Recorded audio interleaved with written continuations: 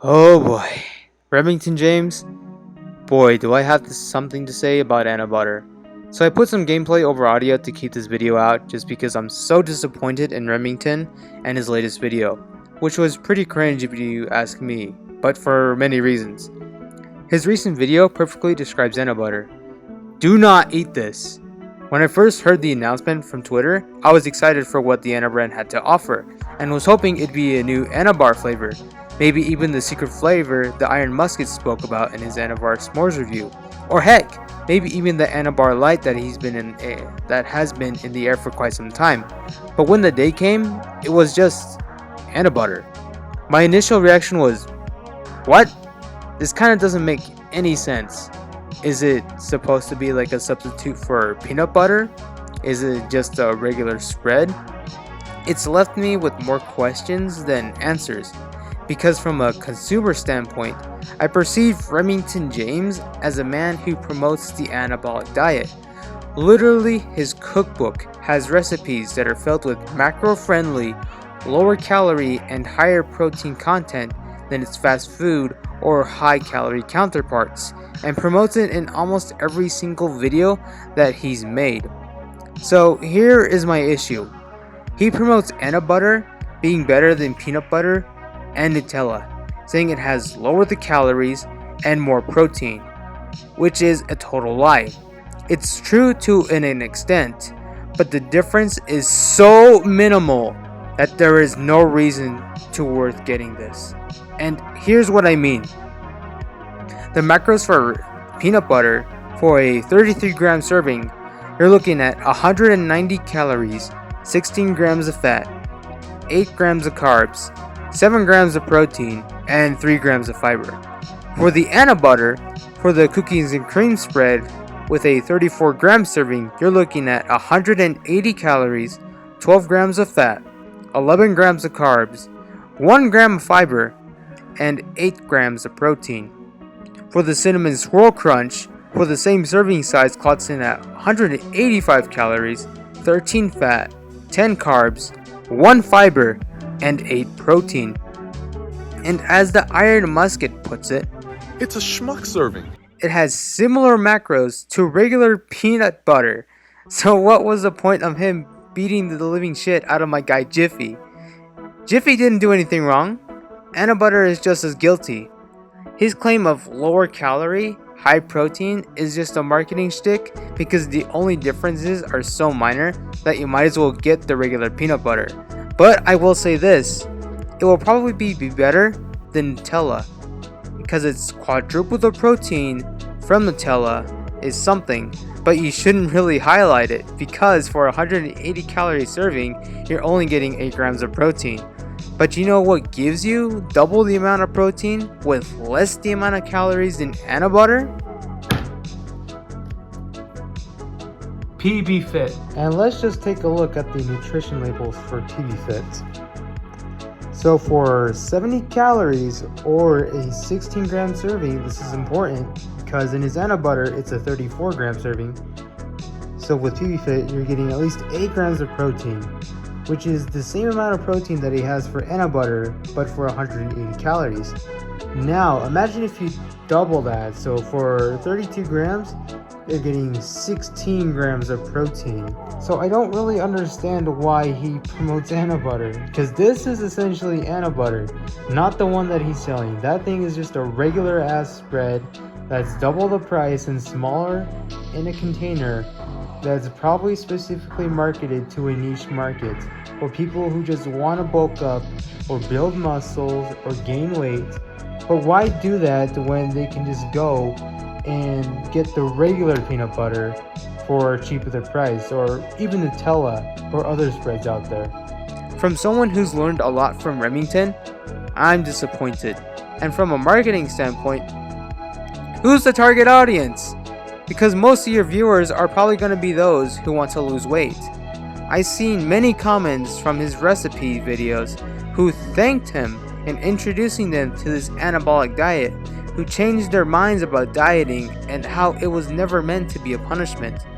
So how does Anabutter really achieve all of this? Will it make people lose weight? Absolutely not. And yes, I am aware of, oh, you can gain weight as long as you're in moderation and all that. Calories in, calories out. But did you not hear from Remington himself? Fact 3, Anabutter has less calories and quadruple the protein and even more flavor compared to Nutella. Do you know what they all have in common? They'll taste amazing. And do you know why? Because of the loaded amounts of sugars and fats. So if he's saying that the Anabutter will be the best tasting product out there, then it's no guess it'll have the similar ingredients. To have all those fats and sugars, it'll take so much willpower to not eat the entire jar.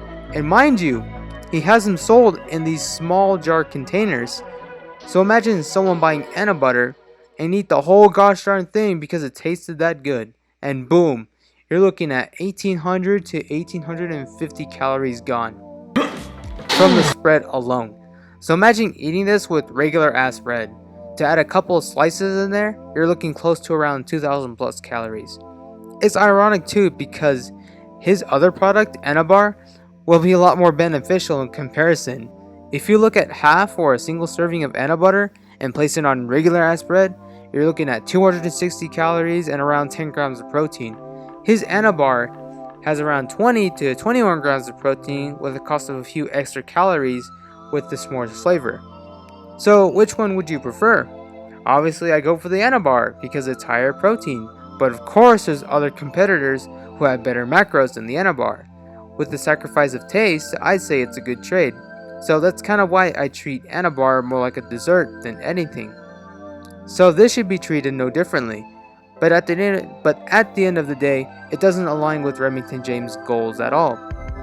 Upon looking at the Final Boss Performance website, I wanted to take a look at its story or like About Us page, but as it turns out, there is really no such thing. How is this relevant to the topic of Anabutter? Well, for one, it's probably going to have a higher price point than most other butter spreads on the market, maybe twice the price for a smaller package.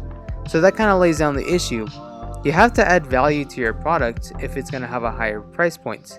So how does Anabutter really add value to the customer? And is there really going to be a story behind it? It's kind of why I looked at the About Us page to see if there was a story behind it, but I guess there isn't. And have you communicated well with the customer? And will this product solve the problems with your target market or with the customer base? In terms of losing weight, so I'm going to be looking at Remington James promoting about losing weight, the anabolic diet. Will it lose weight? The Anabutter and the Anabar line of products will make it much more difficult for his customer base to lose weight. But he also probably has a niche market for bodybuilders who want to bulk up, build muscle, and gain weight. So why will they pay double the price when they can go and buy regular peanut butter or other butter spreads for a cheaper price? For maybe similar macros. Maybe for a long stretch just to show loyalty, but how long will that go? From this point on, you'd have to have clever marketing tactics or convey some kind of persuasion and understanding. Better taste alone will not help as much in the long term. I think if you want to add value, then adding this product next to a box of Anabars will help add more value. Make it a bundle or sell just the Anabars in two. And heck, even remove the dollar sign from your website, because the first thing customers will look at is the price point.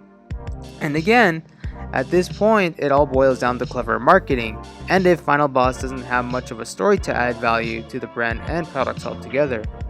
Another tactic Remington can use is also place an Anabar and an Anabutter next to each other.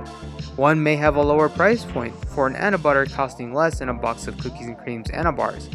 So which one will the customer buy? Most likely the Anabutter because of its price, and that will potentially lead to more sales. And they might also think that, hey, if this tastes the same as Anabutter or Anabars, then it's worth getting the Anabutter because it's cheaper. Another issue, and I've only found out the macros from a YouTube comment, not in the video. The video that he promotes Anabutter, he does not share the macros. So what the fuck, Remington? Why not just mention it in the video? Because this lack of transparency is just so noticeable that not only from me, but from so many comments brought the question of the Anabutter macros. And how did Remington James respond? He only responded with the macros, not the calories.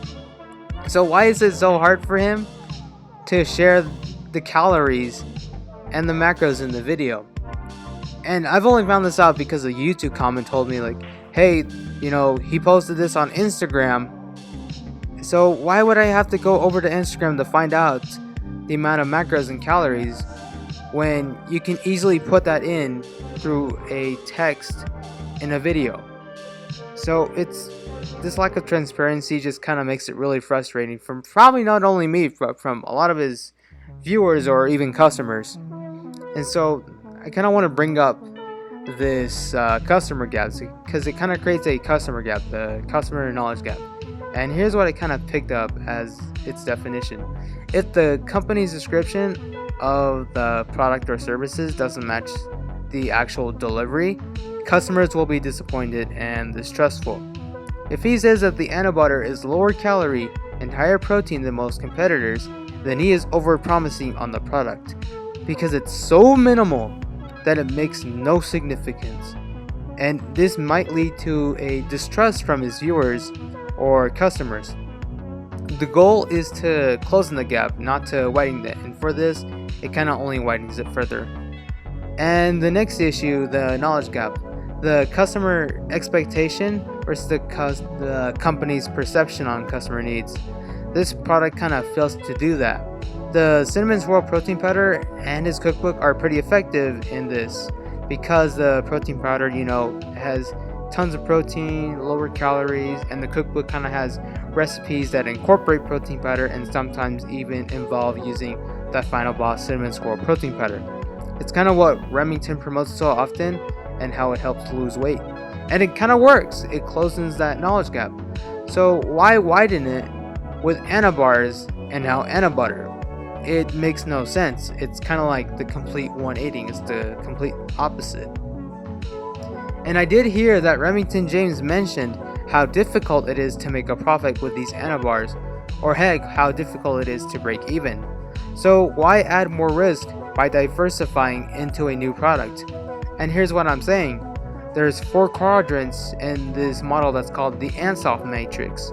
Each of them requires at least a little or a ton of diversifying. What does this mean? Just from my view, he is picking related diversification, which is probably the riskiest out of them all, because he is introducing this new product to an entirely different market, or that's what I perceive it as, is a different market, because the higher calories, similar macros to regular peanut butter and whatnot. So it kind of goes in line because it kind of goes really against his business and the product itself. It's like there's different directions from the Anna brand and the Final Boss Performance line of products and his cookbooks, and just all together, the Anna bars and Anabutters, it requires more resources, and Remington's putting a ton of attention to it. And I don't know how long it's going to be sustainable in the long run. I can talk a lot more about the Anabutter and the marketing aspect of it, but I felt like I spoke too much. It's around, I don't know, like probably 13 minutes or so. But yeah, I'm just gonna end it here. So Remington James, if you're watching this, I'm disappointed. This doesn't align with how people perceive you. I wish you'd done better.